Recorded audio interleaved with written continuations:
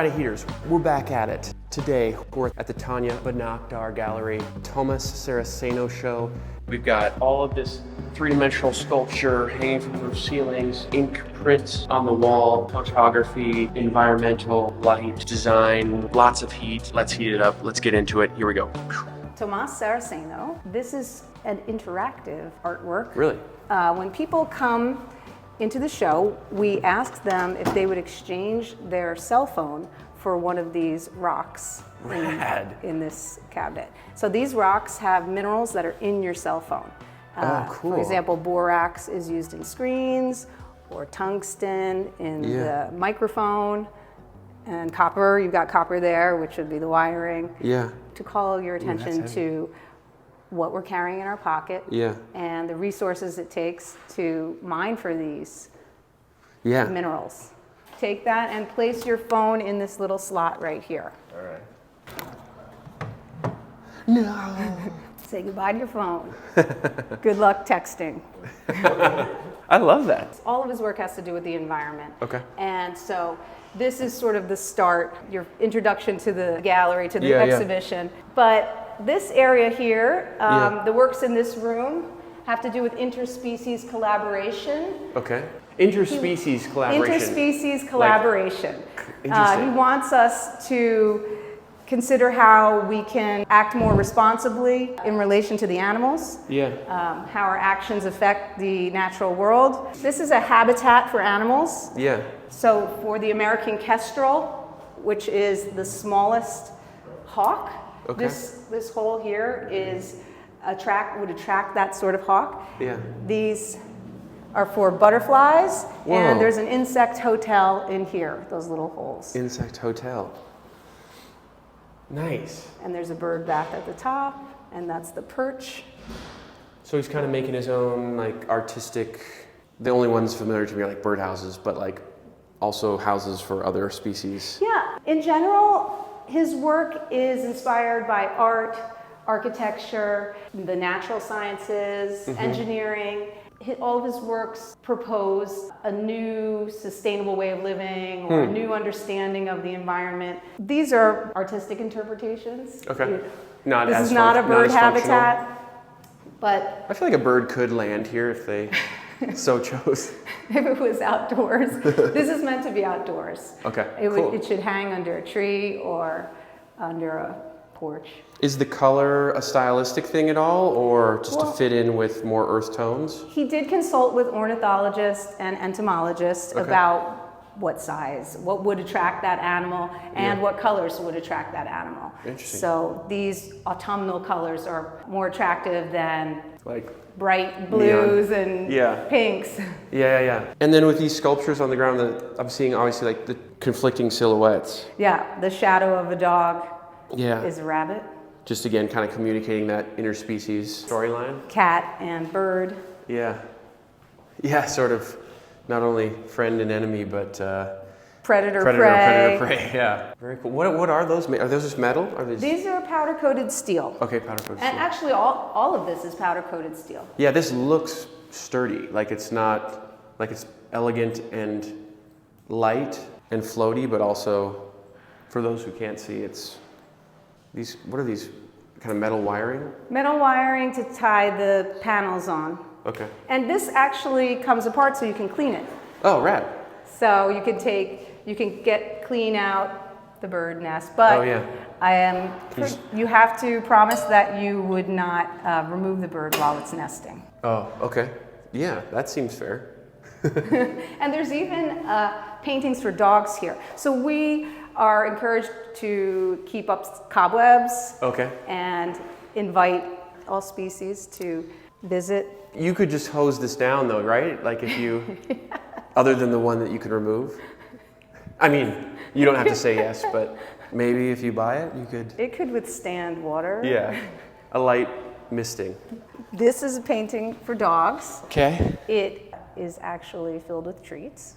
Oh, nice. So is it so like the dogs come in, olfactory, and they like to sniff it and scratch at it. But it's really to make the dog feel welcome. Okay. As the animal, do the same. So can they? Is it the olfactory? Are they smelling and? Yeah. Well, that's He wants to call attention to the different ways that animals communicate and relate to the world, and so that we can think about how we relate. Have they been frustrated that there's no, like push for treat? No, right. There's no button. The treats do not come out the bottom. Yeah. No, they seem to love it. That's great. And then in this area, I don't know how easy this is going to be to film, but thinking about interspecies collaboration. Yeah. Whoa. This is an artwork that was made by a spider. Whoa. I'm gonna not run into the wall here. So this is a spider web that did he preserve, or? So he has in his studio many different spider artworks ongoing. He puts a spider into this cage, and the spider builds a web. And then he takes the spider out. This one took about 2 weeks to make, and you see how it has this beautiful trampoline-like web? Yeah. That's a particular species that makes this type of web. And then sometimes he'll put a different species in to see how it would build on top of another species of spider. There are communal spiders, but some are very solitary. And to give you some background, he was an artist in residence at MIT, and they were scanning the webs that the spiders made for architectural purposes, because the spider web is one of the strongest, most durable architectural structures on the planet, and the glue of the spider's web is also incredibly strong. So you asked how this is preserved. It's preserved using the web itself, and then it's encased in glass, and it will last anywhere from 400 to 500 years. Whoa, really? Yeah. Holy cow. As long as you don't touch it. Gosh, I think of how often I'm whisking away spider webs at my house. Exactly. And then this is an embroidery on white fabric made from a scan of one of those webs. So here you see that same sort of trampoline style web. And that spider was taken out and then put in a different spider that makes this sort of traditional orb web. Cool. And then is this hand stitched back in, or do you print it? No, it's hand embroidered. It's embroidered. Okay. Yeah. Wow, that's a lot of from the scan. Yeah. That's beautiful. Especially in that setting. Yeah, to go from like the outdoor, well, my eyes have adjusted, so now it's not as dark, but it was like really dark when we came in. I love the spotlighting in this room because it feels like a traditional museum spotlights. This is a photograph that was taken in Argentina on the salt flats where there's almost no light pollution. So you can get these beautiful photographs of the Milky Way, and he was trying to photograph Polaris when a piece of space junk came into the atmosphere and lit up the sky, and he got that, which is a nice symbol representation of what he does, man and nature and how they interact. Yeah. Jeez, it's amazing to think of that just being visible from a place without light pollution as we stand in Los Angeles. Yeah. Speaking of air pollution, this is made with air pollution. There is a machine that will extract pollution from the air, and he took that powder. It was a machine that took the air pollution over the skies in Mumbai, and he turned that powder into an ink and then printed the images with that ink. And these are images of cosmic dust particles. Whoa. So like blown up, like tiny little... Yeah, he'd found them in an old NASA handbook. What kind of paper is that on? I mean, it's so fine. It's a handmade carbon paper, which is why it's fine and it curls and it's interacting with the air in this room. So these curls are part of the piece. It's natural to do that. Ooh, it's kind of, it's wispy and haunty, but really detailed and fine as well. And the texture. Do you guys always do fun, cool, interactive shows like this? I feel like you've just been hitting it. It's such good stuff. We have some smart artists. Yeah, some smart artists, Yeah, great minds flock together. These works are from his foam series, and they are inspired by something called the wear-feel-in model, the wear-feel-in theory about how clouds and soap bubbles form, milkshakes, beer foam, all form the same way. So if you're thinking about bubbles coming together, when they hit, they form these flat planes and these polyhedron shapes. Cool. Like the ones that you saw in the front. Yeah. That look like a cloud. Except here he's removed some of the seal, the other side of it, or? He's removed some of the planes on the module. Yeah, right. That would it make it like an enclosed bubble? Mm-hmm. Yeah. And then the material, is it like a special coating, or? This is iridescent plexiglass. Okay. The color is just super unique. And this one is actual glass. Okay. Just trying out different materials, or? Yeah. So thinking about that theory about soap bubbles or cloud molecules, these drawings here are from a series called Ha-Chi-Ki. So they're made by blowing a bubble of ink, and when it hits the paper, it makes these beautiful designs. Cool. And the interesting thing about it is you see that theory illustrated here. It looks just like the sculpture. Yeah. So would this be like one effort, or that is would it be 1, a few 2, 3, 4, bubbles 5, 6? Those would be a few bubbles. And this one, like maybe a really big one? Maybe one. Okay. Such an interesting shape. Wow. And then when you see it together with the three-dimensional shapes, it totally makes sense. And the title Ha-Chi-Ki, Ha in Hawaiian, Chi in Chinese, Ki in Japanese, they all mean breath and soul. And there's a lot of languages that have this same word, which is breath and soul. So if we are polluting our air, what does that mean for us spiritually? But they also look microcosmic, they look macrocosmic. It could be cells under a microscope or a photo of the planets colliding. Well, going back to the Argentina, the desert? Argentinian salt flats. Salt flats, I get spacey right away with this. And so these are the ink again? It's ink that's blown into a bubble, and then the bubble floats in the air and then hits the paper. I can just imagine myself trying this and just, there's got to be like some really refined technique. There's one series called Cloud Cities. Aeroscene, as I said before, proposes a new way of living sustainably and even in the clouds. So these are not exact scientific models. These are artistic interpretations. So this is a photograph of one of the balloons that he made. He has been making balloons that are the first to fly without fossil fuels. So completely sustainable. They rise from the heat of the sun. This is a thermal image of some of these balloons. So these go to here. Yeah, you can see the red is the heat, and the black and the blue are the cool areas. So he was out in Argentina with these balloons. He's broken 32 aviation records for sustainable flight. Cool. Here's one picture of one of the balloons. They flew about 2 miles and 700 feet in the air. That's awesome. And then you got the crew.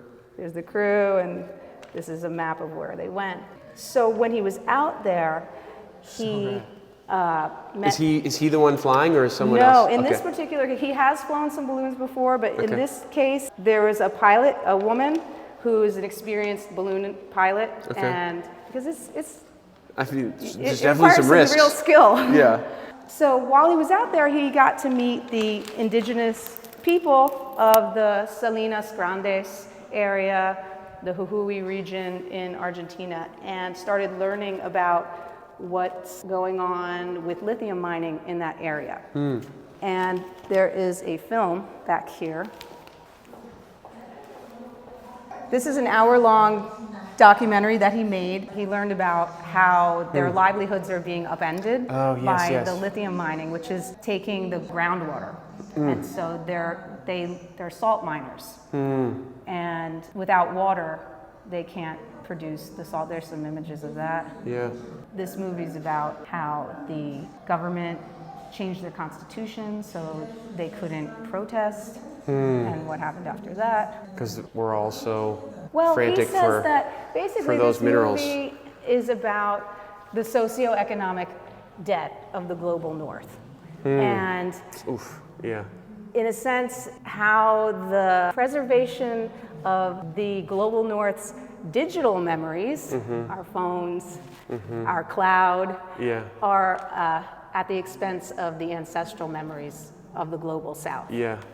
Wow. Hence why you're carrying a rock around. I know, I was like, how powerful. It's just, I mean, the storytelling. And then this is a photograph of an artwork that he made in England, which had an iridescent material like a parachute like material where you could walk underneath and it was lifted by the heat of the sun and the wind. It looks massive. And that's the color? Like that's the color that you would see? Yeah, this iridescent color, which is so beautiful. It's natural and unnatural.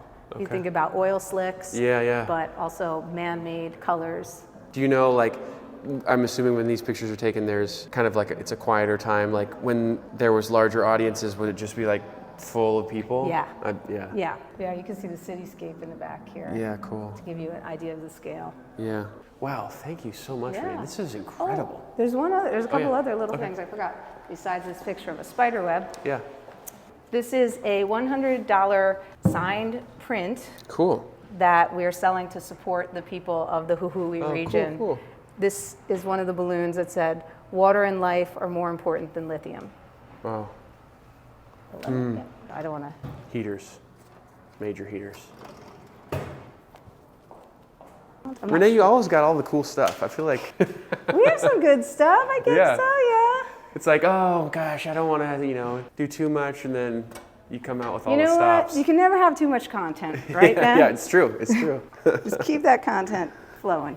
That's what we're here for. This is a book he made to support the Museum of Modern Art New York's library, and it is a pop-up book.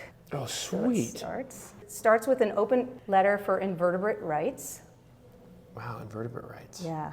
Something I have not, admittedly, sorry world, I have not thought about, but I'm sure are important. More spider stuff coming through. Wow, so intricate. And then this goes like this. Oh, sweet. Wow. This is the coolest pop-up book ever. This was printed in London, and his studio assistants did a lot of the tying. And all right, now we want to do a book. We got to learn about pop-ups and how you do pop-up. Yeah, how we figured it out. This one has to do with spiders that live under the water. Okay. And these underwater spiders take an air bubble and live down below, breathing through the air bubble, catching their prey either under the water or on the surface. So we're kind of beneath, there's above, surface, below. So cool. They made it 165. Okay. That's it. So fun. That's got to be that's the most special of special pop-up books. Thank you for sharing that. Yeah. I'm trying to think how that would do with little guys. You have to be careful. Oh, with like a kid? Yeah. Yeah. And then this is another interactive element of the show where visitors are encouraged to draw what they see in the clouds, and then you sign away your rights to the image. Okay. And then we're scanning it and sending it to him, and we're giving it to the people in Salinas Grandes to make an artwork. Can Heaters do one today for the collective audience? You can do as many as you want. We're definitely doing one.